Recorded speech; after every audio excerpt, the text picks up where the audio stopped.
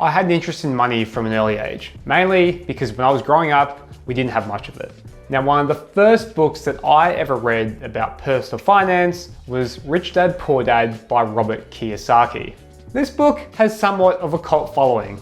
I'm pretty sure you've heard of it. So in it, Kiyosaki frames the 4 approaches to building wealth, yet only 2 can help you break free of the day-to-day grind. He explains that each of us falls into one of the following Cashflow quadrants.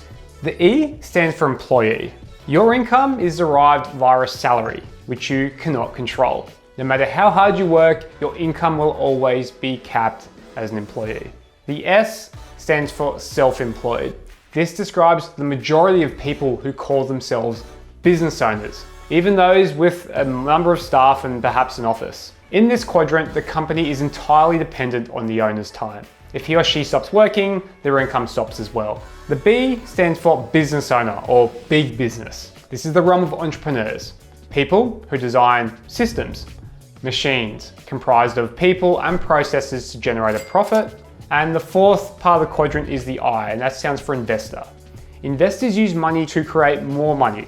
They don't have to work because their money works for them. Now, as a founder, if you're looking to build wealth, you want to be in the B and I section of the quadrant.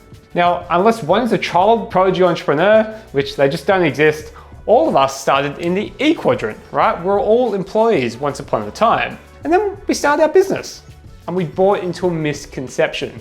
You see, we thought we were heading straight to the B quadrant as a business owner, right? But typically what happens is that rather than going from E to B, we shift from employee to self-employed. Rather than owning a business, we own a job. Let that sink in for a second. And I'm not just talking about the solopreneurs here. You know, the freelance graphic designer working from a home office, for example. You could be in the S quadrant and have a dozen employees in a fancy office space downtown. You may own the company, but the company owns you too. Believe me, I know. I was in the exact same situation. When I first started my business 4 years ago, I was so proud of the leap I made.